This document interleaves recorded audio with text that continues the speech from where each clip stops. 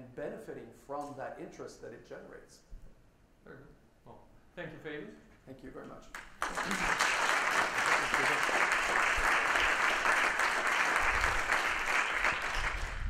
good. Thank you, Fabian. As a personal anecdote on submarines, we went down to test some of the thermocline down there. We went to a couple of 100 meters on a submarine. It can get really cold, but we really noticed that it'll take it will work where we're going.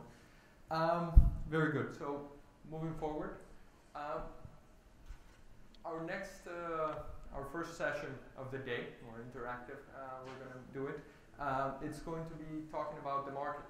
So we are going to be doing a case study on the process that the Philippines has been undertaken for the last couple of years into the implementation of OTEC.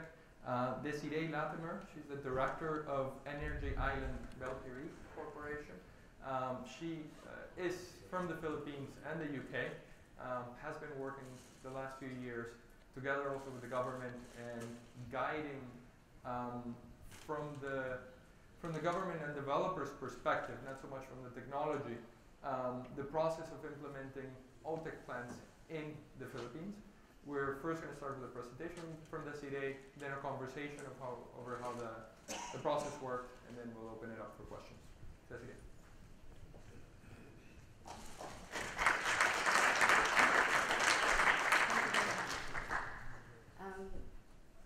Thank you very much for having me.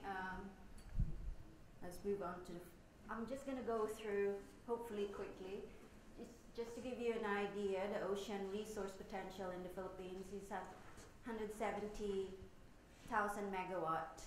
Now that's theoretical.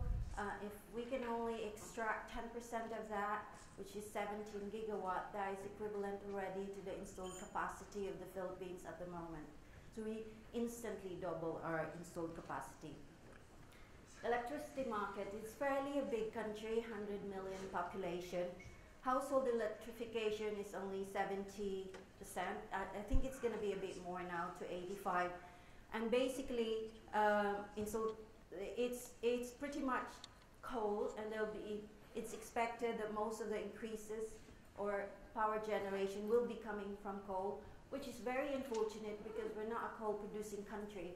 So it is we have a high electricity rates because we don't have coal and we don't have oil. And we've explored most of our renewable energy. We've explored our big hydro, our big geothermal, and actually 0% wind, that has gone up now. We have about 350 to 500 megawatt of wind just in the last 2 years. And with solar, we have about half a gigawatt now of solar. So we're adapting renewable energy very quickly.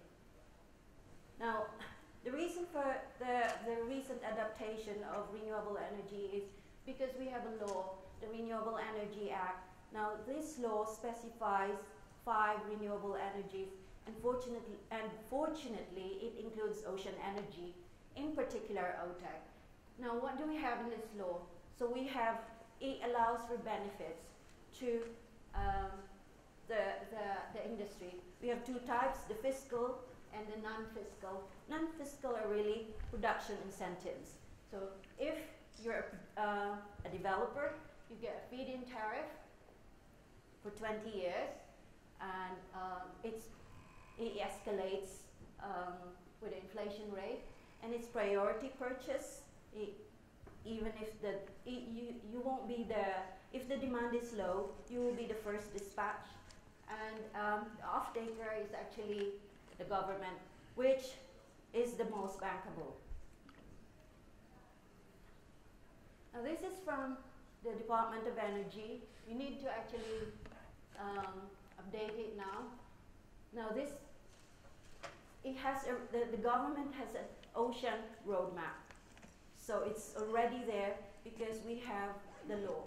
So it says the first ocean energy facility operational by 2018. That is actually our project, and it's not going to happen.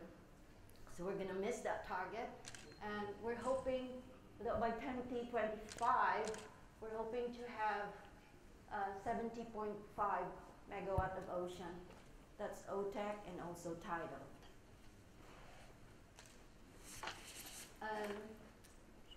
In addition to having got the legal framework in place, the permits and licensing are actually very well defined and very well prescribed.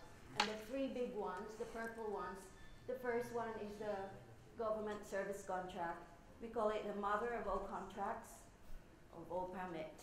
You cannot get the other permit without the first one.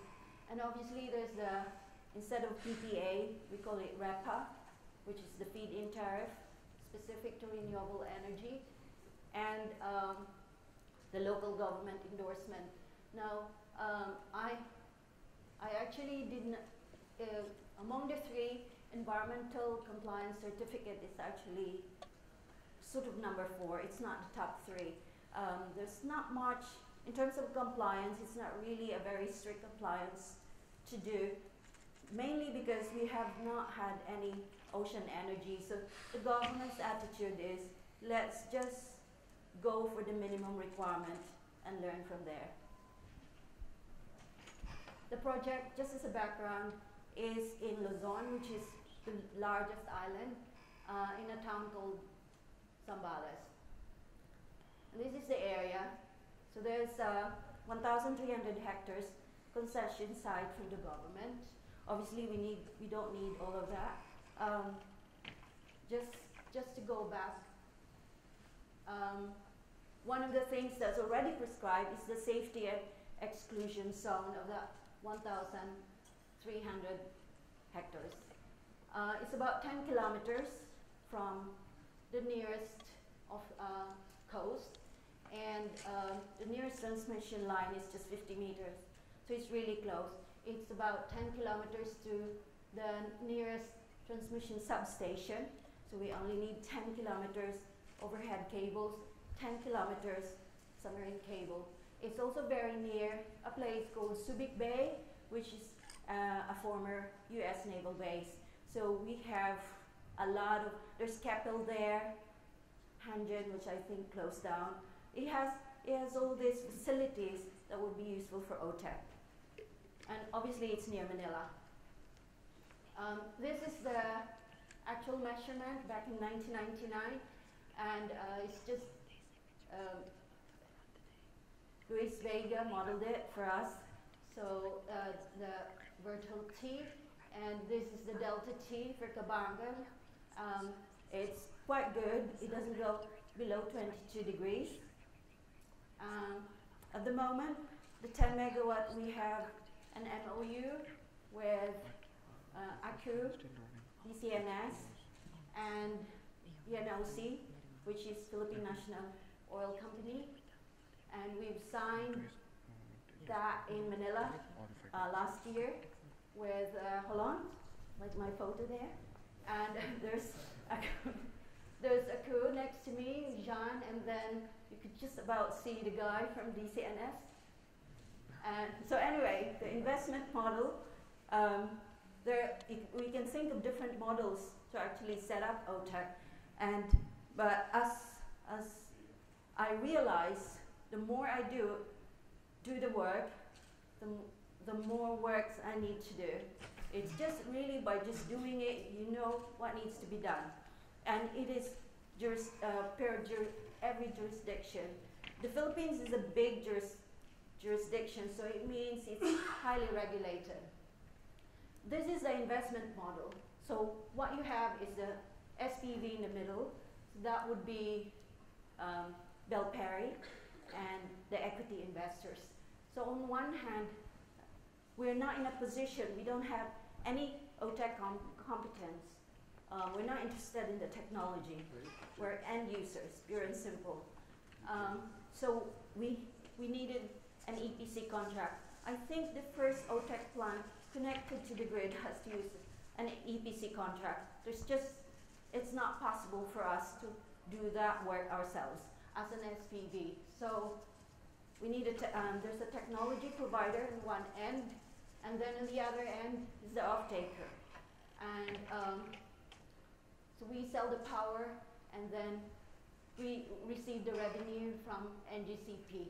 Now, it's going to be financed 70-30, and 30% equity, 70% debt. It's very prescribed. It is about 60 to 70 pages of a financial model, and it's very much already in a local context, and every parameters in the financial model has to be approved by the regulator. So we've done all that. Just to mention, very important to us is the technology provider must be able to provide guarantee in terms of performance and availability. Thank you. I have more slides, but I'll probably call on them if necessary. Yes, correct. Okay. So I'm very interested in what you've shown us, especially because most of us that have been working on OTEC technology, there's been a lot of focus on the smaller jurisdictions, on the islands and things like this. We see the examples of the Philippines, 100 million people, of course a large market that can be served, a lot of islands there. But the bureaucracy, of course, has also a different magnitude there. You've been following this. I think that's my first question is, how long has it taken for the Philippines to get to this stage where they are now, where OTEC is in the legislation? There's a mandate basically to get ocean energy, a specific number of megawatts out there. There's a piece of ocean that's been allocated. How long has that process taken? Well, the first Ocean Energy Act was in 1985. It didn't work. It was never implemented. And so the next one was in 2008. It's not a standalone. It's part of the other renewable energy. And the time was already right. I think that is preferable because then you have the other renewable energies and you're together in lobbying in terms of implementing it. There's a lot. The law is one thing, but implementing it is really a steep learning curve. You have lots of public hearing. The Senate will call you to defend ocean energy. The criticism is always it's experimental and prototype. I'm actually good in actually stopping them from thinking about it's being prototype and experimental. Hopefully. What has been the feedback so far? So what is the motivation to actually from the Philippines government? Which feedback did you get, let's say, from behind the scenes into why do they want to implement it?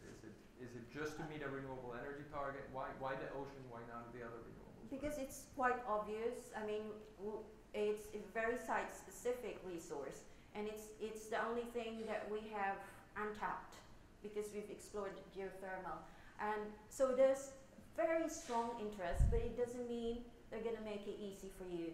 You really have to measure up the way wind, the way solar will have to measure up. So you kind of have to step up. There are questions about OTEC that you have to really provide a credible answer, and that's really, I'm struggling with that, but some of you have actually helped me. Luis Vega, I needed a lot of quotes. Blue Rise have helped me, the CNSs. So all that was very useful in actually pushing it forward. Very good. In terms of the roadmap, of course, so just to clear up the different steps that took place. So you had the legislation. And then IRR, implementing rules and regulations. The implementing rules and regulations are there, so that opened up basically the clarity of the permitting, I assume, or? Yes, the permitting already started. It was already clearly defined. After the law. Right. It was already there. And again, the permitting, the Philippines is very pragmatic about it. So it was it's thinking, okay, shall we use the permitting for hydro, which actually what they've used, except the land-based issues? Because we don't have a template. And because there's a mandate to implement it, there's really no point in scratching your head, I'm not sure how we're going to do this. So let's just get something that's already there. It's not perfect, but let's start doing it. So that's the approach. And in terms of the feed-in tariffs that now the regulator is assessing. So you've brought in all this information and they're deliberating on what to do with feed-in tariffs. Have they given you any feedback on if they do a feed-in tariff for a specific number of megawatts, yes. and then how they would stage that? Is is there feedback? Basically, the feed-in tariff is matched with what we call an installation target. So the first feed-in tariff is only good for 10 megawatt. It could be 1 megawatt one 10 megawatt project or 2 5 megawatt project. It is. I've been in and out of the energy regulators. I get to know them. They're my Facebook friends now, the commissioners. It's just, it takes a long time. The gestation period takes ages. And they were telling me, look, it takes 10 years to get permit for coal. So I think you're okay. So I'm hopeful. For coal power plant, yeah. Yes. Besides that, so your main point of contact is the Department of Energy, Ministry of Energy there. Yeah. Now, does the Philippines have an outlook in terms of industrialization and industrial development, technology development? I mean, the universities there.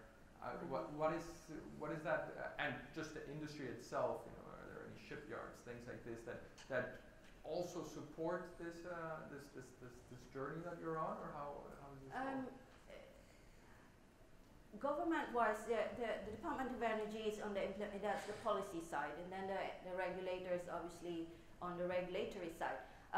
There's a lot of support there. You cannot. I'm thankful really for the support. In terms of industry, it's really an unknown industry. We have shipbuilding capabilities, and near the site actually. But there's not going to be any supply chain. In terms of academic, it's not like Malaysia where they have something in place. That might follow, but it's still unknown. And part of my job is really public information as well in the Philippines. Right.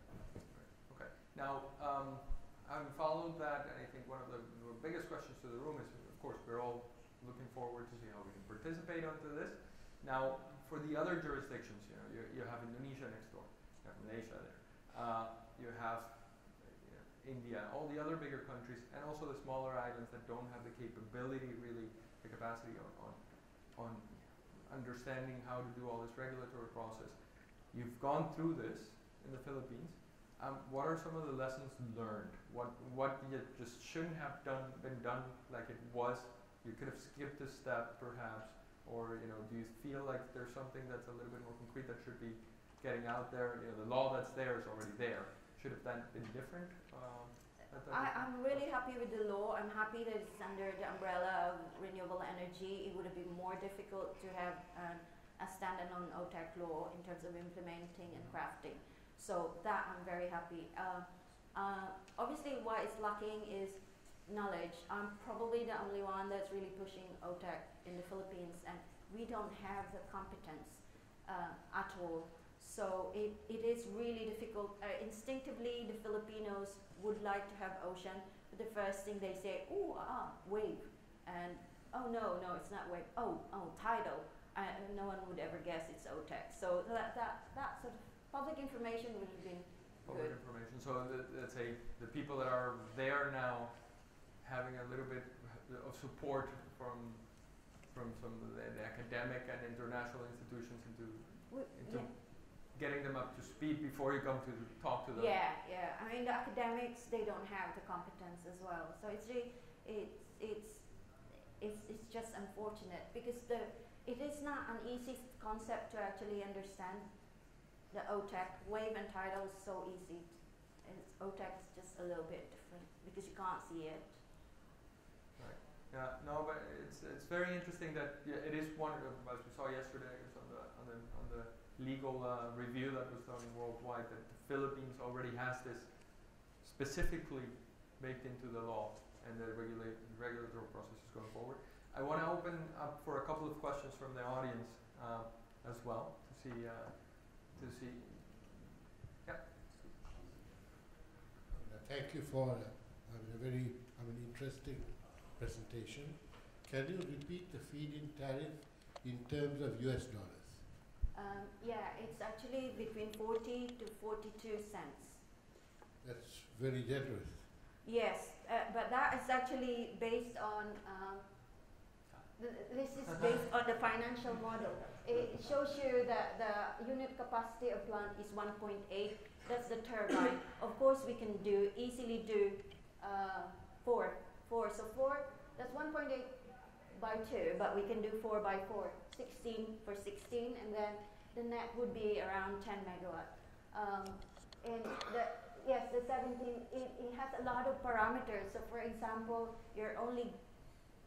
you need to have a pre-approved rate of the economic assumptions, the tax assumptions. These are very much localized, so we don't call it LCOE because this is like the exact ones for the Philippines, and this is the basis for it. Now, for example, if you look at the debt and equity assumptions, we assume a foreign all-in interest rate of 8%. I'm not going to get 40 cents feed-in tariff. Definitely. So if I don't get it, it means I will have to tweak some of the assumptions. So, for example, if I get less, it might still be okay if my interest rate is 4%. Or what we're trying to do is just keep the return at 15%. And this is the start of the negotiation that you have with the regulator, yes, I assume. This is what they approve as a format, and they approve the parameters. Now, for example, I have plant availability factor 95.2. That is really high. I told them at least 92, and they were having none of it. No, we'll put 95 because the higher the plant capacity, then the lower the feed-in tariff. So what we're going to do, 37% allowance for losses and own use. I get lots of criticism for this. It's not my fault, you know, but we're hoping that because we have 22 degrees differential, that we might recover some of that. If we recover some of that, it means that we are going to have a higher net capacity, a higher output. Higher output requires less feed-in tariff. So once we get the feed-in tariff, we'll tweak this figure and see how we can make it work. If there's still a gap, then we might need grants. So there's also, I guess, that the lack of knowledge from the government side could work to your advantage into actually knowing. Yeah, so I don't give all the information, obviously. I don't. But because I know they're going to reduce it anyway. If I give them that information, they're even going to reduce it more. In terms of the financing, though, for some of these assumptions, of course, you have different debt providers, things like this. Is the Philippines government willing to step in to give some of those non-recourse loans or some of the equity that's required, or are they only stepping in with a feed-in tariff and then hands off, providing any guarantees besides that? No. The Philippine government is not allowed to finance any power generation, but obviously while waiting for the feed-in tariff rate, we are trying to line up our ducks, and there is no problem in getting the 70% debt in the Philippines. The banks are really liquid, very bullish, and they're really into the feed-in tariff, 20 years guarantee. So a lot of the pension funds are there, and they're always after infrastructure projects. So we've already talked to the banks on that one. And what we require, our foreign technology provider, we require them to invest 40% of the 30% equity. You have to you can exit after that quickly. And that entices the local investors, which has to comprise 60%, to also invest. So there's a plan. Very good. Yeah, so yesterday we had a few presentations about the value of having a baseload energy, like OTEC, in the energy mix. So how does the feed-in tariff of the Philippines compare to, for example, wind and solar? Is it included in defining the feed-in tariff? The fact that OTEC is a baseload renewable energy. Yeah. Yes. We because it's only one law. We benefited from wind and solar's advantages, intermittency advantages. So we are also must dispatch because and that law applies to because of solar and wind, but it benefits us as well. But the feed-in tariff for solar and wind, they are defined. Yeah, in fact, they're now on their second feed-in tariff rate because you always adjust it. The first feed-in tariff, let's say 250 megawatt target, and once that is subscribed, it means the developers took it. Then you will have a second feed-in tariff, which is going to be lower, and then you have another installed capacity target. Correct. Any other questions? Yeah, so about the same question, what were those rates? Is it comparable to this? Or Sorry about that. No. The rate for solar, if this is like half. This is really expensive, so expensive. Regulators really fall off their chairs. But I didn't just make this up. I have to go through a process of arriving at 40 to 42 cents. So, did I answer your question? I mean, wind is even lower. Wind and solar are now, after the first two sets of feed-in tariff, they're grid parity, just like that. So you can see the benefit of feed-in tariff. Yeah. But they adjust to the global market. Indeed. Exactly. This is really different, and that's why I was talking about mid-merit and baseload, because it's taken a long time for OTEC to really take off and to be part of the energy mix of any jurisdiction. The Philippines is the first jurisdiction to put into law that OTEC must have a feed-in tariff. It's mandated. We're just really quarreling about how much it is. But the world has moved on. The baseload was really very desirable, but it's no longer that. At least it's no longer that desirable. Also because we stay away from centralized generation, so we're now on distributed generation. So we don't really want huge, big systems and that has to travel, huge hundreds of miles in order to deliver electricity to the consumers. So we have to start thinking, can OTEC be a mid-merit instead of baseload? How quick is it to shut it down and turn it on? Does anyone know?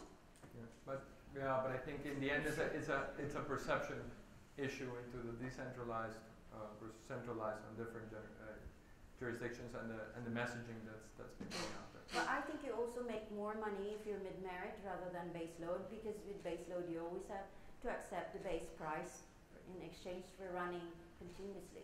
With mid-merit, you are in the middle and in the middle of baseload and peaking. So you practically dictate the price. So we're about to wrap up. I think as a closing, because you're working with DCNS, you're working with other people. Is there anything that you need from the industry as a whole, the NGOs, and the technology providers and so on? Overall, the people in the room, that could help push that forward in the Philippines, or is that just basically now it's going into their own train and it's okay? Yeah, the court is really the ball is on the Philippine regulator side. I've done everything I can. We've basically concluded a manifestation. That is sort of the legal term for it. So it's concluded. We're not going to add any more information. But I just want to thank everyone that I actually contacted for help, site selection, all these things that I have to go through for helping me put it together, the petition and manifestation. Very good. Okay. Thank you very Desiree. much.